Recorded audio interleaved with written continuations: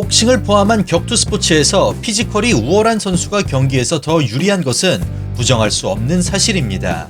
그런데 말입니다. 키 147cm의 단신 복싱 세계 챔피언이 있다면 믿으시겠습니까? 오늘 차도르 방송의 주인공인 제이크 마트랄라 선수는 진정한 작은 거인이라고 할 수 있습니다. 작은 고추가 맵다는 것을 제대로 보여준 인물이죠. 제이콥 선수는 만 40이 되던 해 인터뷰를 통해 더 이상 싸울 작은 복서가 없다 라는 세계 최고다운 자신감 넘치는 말을 남기고 프로복싱에서 은퇴합니다. 전국에 계신 격투기 팬 여러분 안녕하십니까? 대한민국을 대표하는 격투기 및 무술 전문 분석 채널 차도르입니다.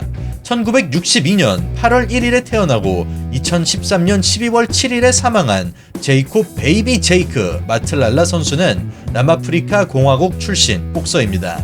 제이콥 선수의 특징은 그의 작은 키입니다. 그는 뛰어난 전략과 전술로 자신보다 리치가 긴 복서들을 꺾으며 복싱 역사상 가장 키가 작은 세계 챔피언으로 등극합니다. 제이콥 선수의 복싱 스타일은 전 헤비급 챔피언인 조 프레이저 선수와 자주 비교되곤 합니다. 두 선수 모두 상대방이 감당하지 못할 정도로 수많은 펀치를 날리는 복싱 스타일을 보유하고 있습니다. 또한 제이콥 선수의 펀치는 정확도도 굉장히 높았는데요. 그는 주로 자신을 내려다보는 상대 선수 가드의 빈틈을 찾아 오른손을 꽂아 넣는 전략을 구사했습니다. 지난 2003년 제이콥 선수는 인터뷰를 통해 오버핸드 펀치를 적극적으로 이용하면 작은 키가 오히려 도움이 될 수 있다고 설명한 적이 있습니다. 22년 동안 프로복서로 활동한 제이콥 마트랄라 선수는 68경기를 뛰었고 이 중 19경기가 세계 챔피언전이었습니다. 제이콥 선수의 전적은 54승 12패 2무로 남아공 출신 복서 중 최다승 기록을 보유하고 있는 선수입니다.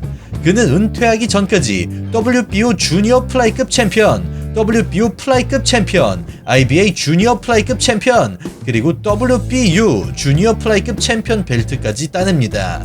작은 거인 제이콥 마트랄라 선수의 복싱 인생은 그가 초등학생이었을 때 시작했습니다.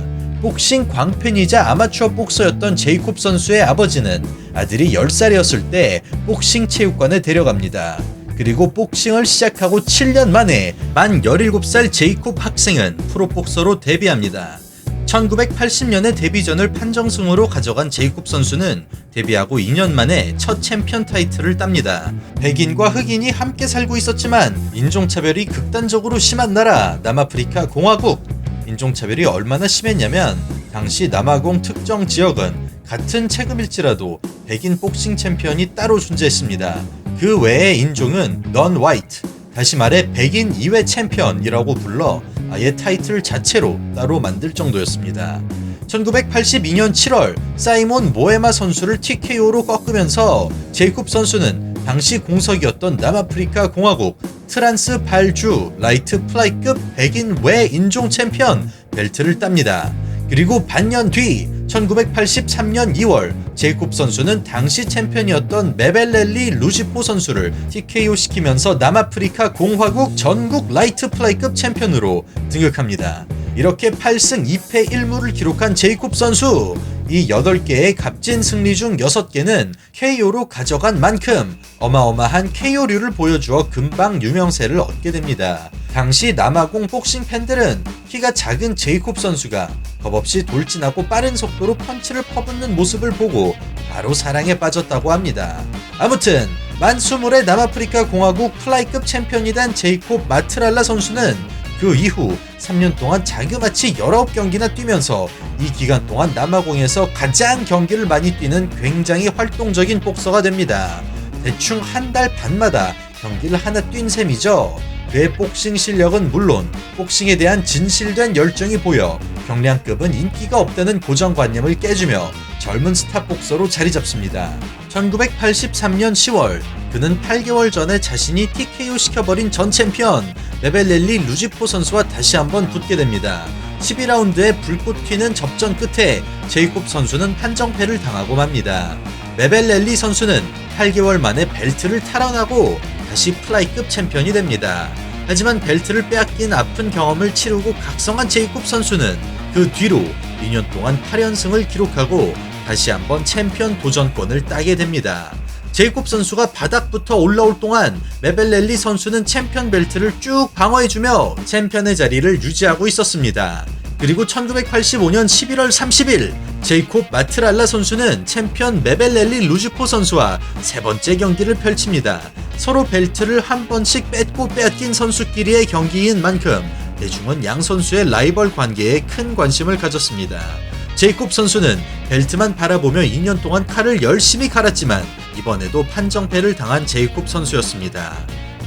챔피언의 벽은 너무 높았네요. 제이콥 선수는 유독 벨트 운이 없었는데요. 또 한 번 챔피언십 경기에서 쓴맛을 맛본 제이콥 선수는 처음부터 다시 시작한다는 마음으로 2년 동안 바닥부터 또다시 올라옵니다. 이 기간 동안 9승 1패를 기록하고 다시 챔피언 도전권을 따게 된 제이콥 선수.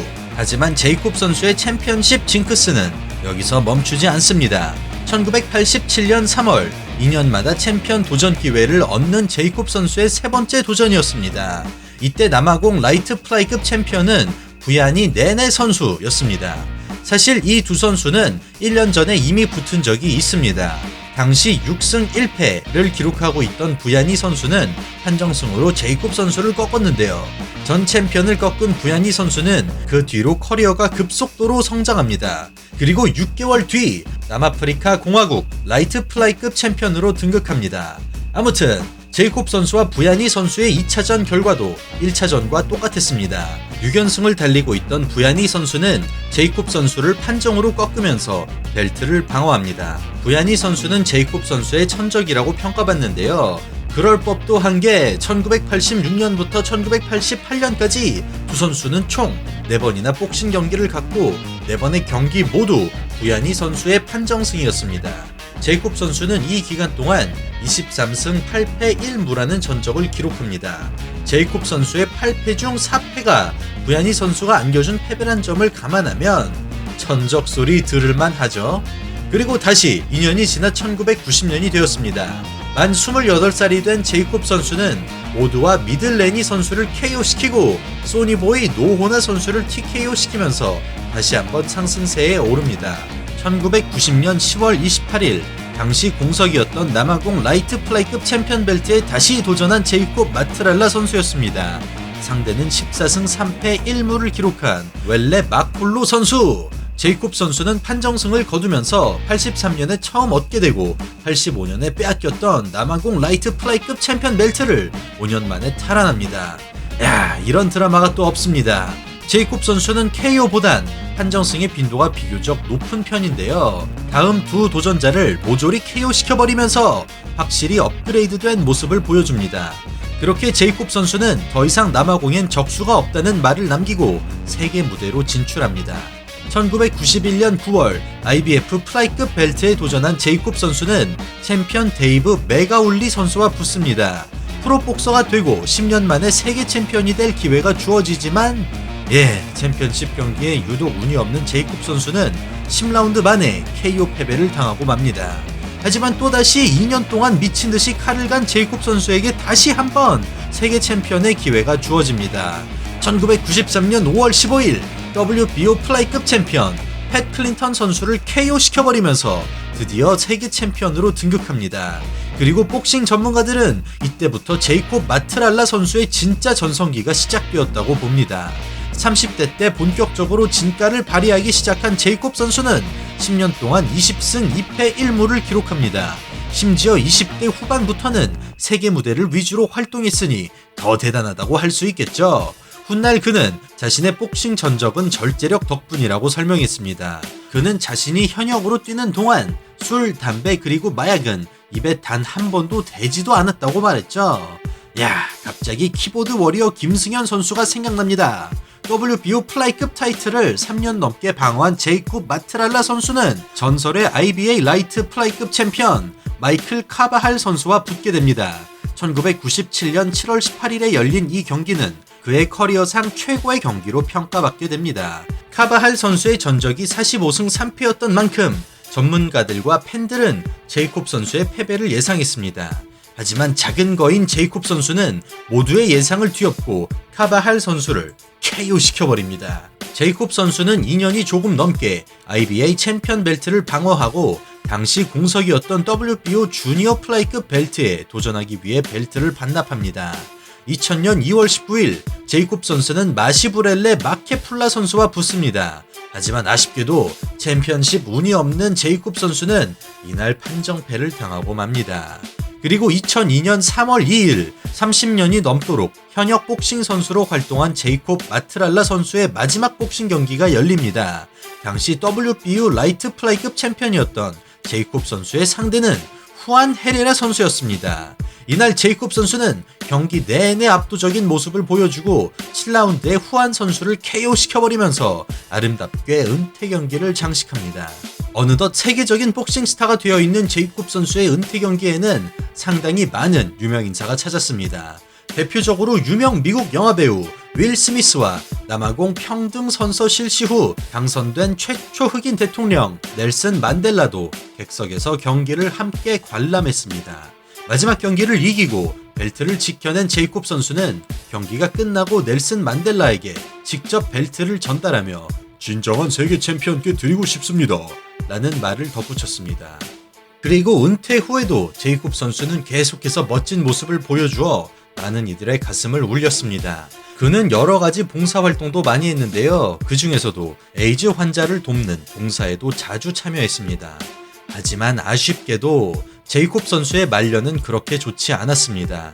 그의 건강이 갑작스럽게 악화되었지만 노후 준비가 되어 있지 않았던 제이콥 선수는 병원비를 낼 돈이 없어 주변 복싱 팬들이 기부를 하는 해프닝도 벌어졌습니다. 그리고 2013년 12월 7일 폐 질환을 앓던 제이콥 마트랄라 선수는 만 51란 젊은 나이에 요하네스버그에 있는 한 병원에서 생을 마감합니다.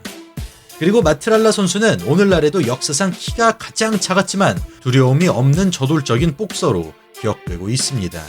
오늘은 사회적으로 힘들었던 시대를 겪고 있던 남아프리카 국민들에게 희망을 불어넣어준 단신의 복싱 스타 제이콥 마트랄라 선수에 대해 알아봤습니다. 저는 격투기를 사랑하는 유튜버 차도로였습니다. 구독하기 잊지 말아주시고요. 다음에는 더욱 알찬 영상으로 인사드리겠습니다. 감사합니다.